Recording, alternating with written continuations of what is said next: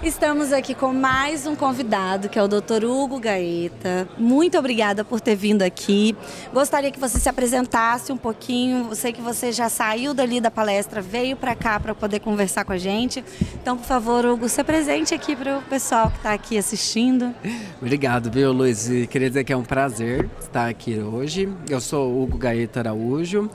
Eu sou graduado em odontologia pela Faculdade de Odontologia de Ribeirão Preto, da FARP-USP. Fiz mestrado e doutorado em Piracicaba, na FOP Unicamp. Fiz um estágio no exterior durante o doutorado na Universidade Católica de Leuven, na Bélgica. E atualmente eu sou professor doutor lá na Faculdade de Odontologia de Ribeirão Preto, na FARP-USP de novo, né? Eu voltei para lá agora, onde eu tenho as funções na graduação, mas eu também oriento em 2 programas de pós-graduação lá, da reabilitação oral e da odontologia restauradora, né? Esse é meu mini currículo. Não, que ótimo, né? Que currículo interessantíssimo. Mas o que a gente vai conversar hoje aqui é sobre o tema da sua palestra, certo, que é um tema super relevante, eu acho, para gente que está na radiologia, que quer entender para onde vai o caminho, que é a tomografia computadorizada, né? Os avanços tecnológicos que nós temos aí da tomografia computadorizada. Então, eu queria que você trouxesse para a gente aqui os pontos mais importantes sobre o que você abordou ali na sua palestra.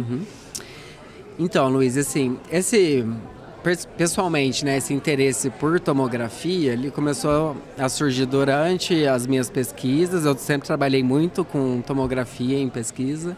E aí, particularmente, quando eu estava na Bélgica, a professora lá me convidou para participar de um artigo que a proposta era fazer um levantamento de todos os aparelhos de tomografia que tinham no mercado, né? E aí a gente fez esse artigo onde levantou muito dos aspectos técnicos da tomografia. E aí eu comecei a me interessar bastante por isso, né, me aprofundar mais. E agora, recentemente, agora em 2025, a gente fez uma atualização, né, um segundo artigo atualizando esses equipamentos e quais são as características técnicas deles. E foi aí que eu pude ter uma noção maior das diferenças que existem entre os aparelhos e também quais são os avanços que aconteceram, né, foi um período aí de 5 anos entre um trabalho e o outro, e entender melhor o que está acontecendo de novidade, né, nessa área da tomografia de feixe cônico, né. Eu acho que assim, a pergunta disparadora da palestra foi, né, se tendo essa variedade, hoje em dia a gente tem catalogado lá 87 modelos diferentes de equipamento, se eles são todos iguais ou não, né? E pela minha experiência, pelo que a gente lê e vê dos aparelhos, não é, né? A gente não tem...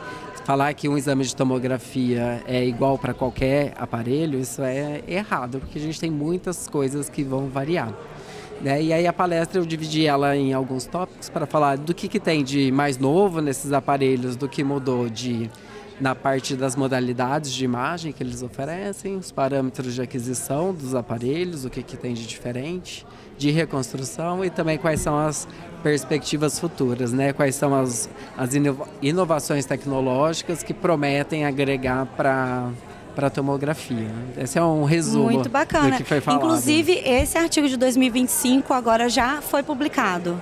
Já está disponível. Foi publicado no Journal of Dentistry. E é bastante interessante que, além da gente fazer essa atualização dos equipamentos, a gente aborda bem as características técnicas e como que elas influenciam a qualidade de imagem, dose de radiação para o paciente. E tem alguns quadros com sugestões de protocolos baseado em áreas de especialização. Então, quais são os protocolos que seriam considerados mais adequados e suficientes para a cirurgia, para a endodontia, o que seria bom em um equipamento oferecer para cada área, né? Então, particularmente, Deus, eu acho muito interessante. Agora esse artigo. Inclusive, eu quero te pedir depois para você passar o link pra gente colocar aqui embaixo, para quem quiser acessar o artigo, porque ele é extremamente relevante, principalmente também para quem está aí querendo fazer a aquisição de um novo equipamento, né? Essas considerações, eu estou doida para ver quais são. Óbvio que a gente não vai falar aqui são de muitos marcas e tudo mais, eu acho que não cabe, porque cada um tem a sua realidade também, né? Dentro do seu mercado, dentro da necessidade ali. Mas esse é um artigo extremamente relevante. Nisso de marcas, né? Até algo, eu ia falar isso na palestra, eu acabei não falando, né? Que muitas vezes as pessoas me perguntam qual que é o melhor equipamento para comprar, né? E assim, a minha recomendação sempre é o melhor equipamento vai ser aquele que se adapta à sua necessidade. Então você vai ter diferentes equipamentos oferecendo diferentes opções de modalidade de imagem, tamanho de FOV, voxel, resolução, e você tem que ver qual que é o seu público, né? Não é toda indicação que precisa de alta resolução, não é toda indicação que precisa de FOV pequeno, não é toda indicação que precisa de FOV grande. Então, você tem que encontrar dentre as possibilidades, né, aquele que melhor se adequa, melhor se adapta à sua realidade clínica, né? Eu também não gosto de indicar uma marca sobre a outra, né? Sim, porque vai depender da realidade de cada clínica, onde ela está posicionada, né? Quem é o cliente, enfim, tem uma grande variedade aí de variáveis mesmo que vão fazer você fazer uma escolha. Mas sobre os avanços, o que está vindo aí para o futuro, acho que a última grande mudança que a gente teve no mercado foi a alta resolução. Sim. Foi a alta resolução, sair de um equipamento que hoje a gente já está chamando aí de convencional para uma alta resolução. Mas o que você prevê, está prevendo para o nosso futuro de tomografia computadorizada? Eu acho que assim, dos avanços que a gente já obteve, né, tem a resolução, né, espacial dos aparelhos, que é uma característica importante, que vai estar relacionado a diversos outros fatores, mas aí nós temos aparelhos no mercado que entregam, né, imagens muito nítidas, com bastante detalhe, que isso é essencial para algumas indicações. Mas do que está por vir, nessa parte, né, das coisas que vão acontecer, foi muito sobre tecnologias que já existem, mas que não necessariamente ainda são aplicadas na tomografia de feixe cônico, né? Então, uma delas é com relação à fonte de radiação, que ao invés de usar a ampola tradicional que a gente conhece, aquele tubinho de vidro, existem fontes que são nanotubos de carbono. Então, vai usar uma tecnologia diferente. Não é por emissão termiônica que vai liberar os elétrons, é por emissão de campo. E isso traz algumas vantagens, né? Então você não tem a necessidade de aquecer a fonte para gerar elétrons, você consegue modular melhor os parâmetros energéticos da fonte, ela é bem compacta em relação ao tamanho da ampola. E isso já tem permitido alguns avanços em outras áreas. Então a gente já tem, por exemplo, o aparelho de tomossíntese estacionária intraoral, que também é uma inovação que tem na área de radiologia odontológica, que ele usa os nanotubos de carbono. Então, no mesmo aparelho, você consegue ter diferentes fontes de radiação produzindo os fótons. Então, você consegue dar diferentes angulações para o feixe de radiação. E aí, isso tem sido aplicado em modelos experimentais como um equipamento de multifontes de tomografia. Então, em vez de você ter um grande feixe cônico, você tem pequenos feixes cônicos sendo emitidos e capturando, fazendo, né, a exposição do paciente. Aí tem uns benefícios de você reduzir algumas limitações do feixe cônico mais amplo. Então, isso é algo que ainda está em testes, né? Mas o que tem na literatura sobre isso, eles mostram um grande ganho em qualidade de imagem e mantendo a dose de radiação, que é algo extremamente importante, né? A gente já tem essa tecnologia no periapical portátil aqui no Brasil. Isso, verdade. A tomossíntese e alguns portáteis, eles já usam os nanotubos de carbono. Sim, pois eu achei super interessante. Eu tive no congresso agora esse ano que eu vi que eles estão desenvolvendo ainda e eu acho que a gente vai ter um grande ganho aí de imagem realmente se a gente conseguir trazer essa questão, principalmente pelo tempo de resfriamento que talvez a gente vai diminuir. Exato, né? Você não tem mais a formação de calor tão intensa quanto tem. E a durabilidade também do equipamento, né? Com certeza, a longo prazo seria ótimo, né? Graças a Deus, meu Deus. Né? A gente que tem clínica sabe quando é um problema, quando a ampola... O equipamento tem que aguentar, né? O ritmo. Poxa vida. E mais alguma coisa que você acha que... Tem outros dois aspectos que eu abordei, né, de avanços que estão por vir. Um é com relação ao detector de imagem, tem os detectores de contagem de fótons, que já tem aparelho de tomografia médica, né, a multidetectores que utiliza. E a grande vantagem dele é que ele não precisa converter o fóton em luz e ler a luz, né? A luz virar o sinal. O fóton diretamente interage com ele e gera o sinal. Então você tem alguns ganhos em resolução, ganho em você conseguir separar as faixas de energia, né? Então tem algumas vantagens nesse sentido. Já tem alguns sensores intraorais que usam a conversão direta da radiação para sinal, mas para a tomografia de feixe cônico, para os aparelhos de tomografia nossos, né, da odontologia, ainda não.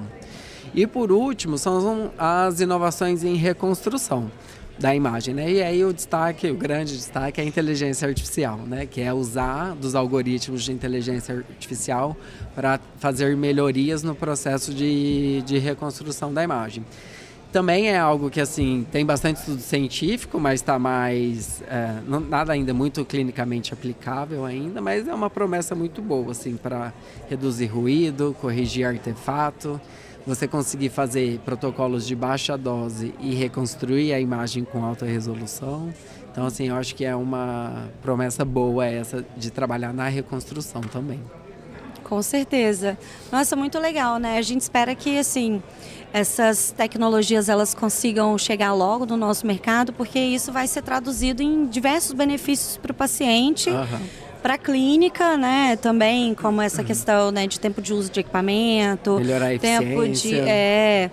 Então, acho que assim, a gente só tem a ganhar com toda essa tecnologia que está vindo. Tomara que ela venha rápido, não demore tanto. O que eu acho que é mais talvez rápido de ser integrado é a parte de inteligência artificial, porque isso está numa crescente muito alta, né? De estudos, trabalhando com diferentes algoritmos e tentando melhorar.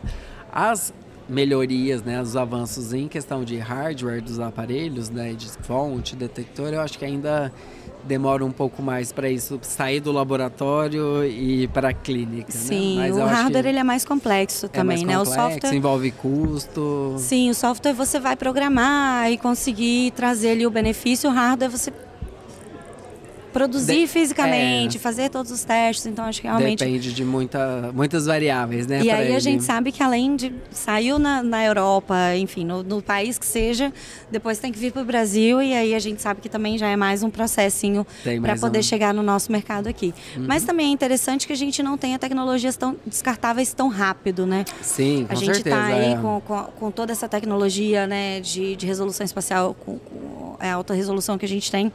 Se a gente tivesse um tomógrafo com uma tecnologia super nova a cada ano, sei lá, igual um celular, iPhone, né, aquilo ia perder um pouco também do seu valor. Então, acho que é importante também que a gente dê esse que tem um hiatozinho para que a gente, até para que a gente saiba utilizar aquela tecnologia bem, para poder vir uma outra que a gente possa... Que supere ela de fato, implementar. Né? E que traga os mesmos benefícios, né? Eu acho que é importante esses avanços tecnológicos, seja em hardware, aquisição, reconstrução, que eles sejam sempre agregados e pensados de maneira a você conseguir ter equipamentos mais versáteis, que vão ter uma maior eficiência, que eles vão atender uma maior quantidade de indicações em contextos diferentes, que eles consigam trazer uma melhoria em qualidade de imagem para permitir diagnósticos mais acurados, mas sempre também não deixando de lado a questão da dose de radiação, né? Sim. Porque a odontologia é conhecida por aplicar baixas doses, né? E a gente não pode perder essa característica, né? De tentar melhorar o equipamento e acabar atrapalhando esse benefício que a gente tem nas baixas doses de radiação utilizadas, né? Isso é bastante importante. Amei conversar, entender um pouco mais sobre o que está vindo, né, de novidade aí. Vamos pegar o link com você para a gente colocar aqui embaixo na descrição para o pessoal ter acesso à nossa... Ao estudo de vocês. Eu vou ser uma das primeiras aqui, já vou receber, assim que eu tiver um tempo, já vou ler o artigo, estou curiosíssima. Vale a pena, para implementarmos também nas nossas aulas, né? Para que a gente que compartilha conhecimento também, poder levar esse estudo super recente, 2025, né, gente? Então, saiu agora. Tá fresquinho, saiu do forno. Muito obrigada, mais uma vez, por você ter participado aqui com a gente. foi sensacional. O nosso bate-papo é rápido. Eu gostaria que a gente ficasse com cada convidado aqui 1 hora, o tempo da palestra, para a gente conversar, levantar todos os pontos. Mas é isso, acho que a ideia é a gente trazer um pouco do, olha, gente, tem isso aqui, vamos pesquisar, vamos entrar aqui para poder a gente entender.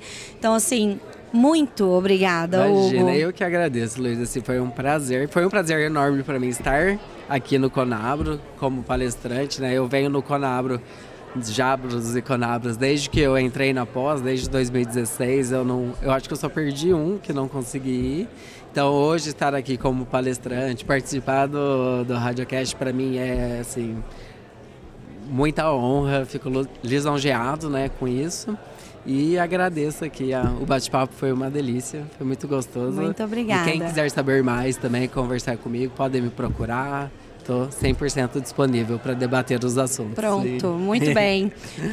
Parabéns pela sua pesquisa, pelo seu trabalho. E é isso, gente. Teremos mais um podcast agora. Então fiquem por aí, vai ser muito interessante. Só estamos tendo bate-papo bacana aqui hoje, viu? Obrigada, Hugo. Obrigado.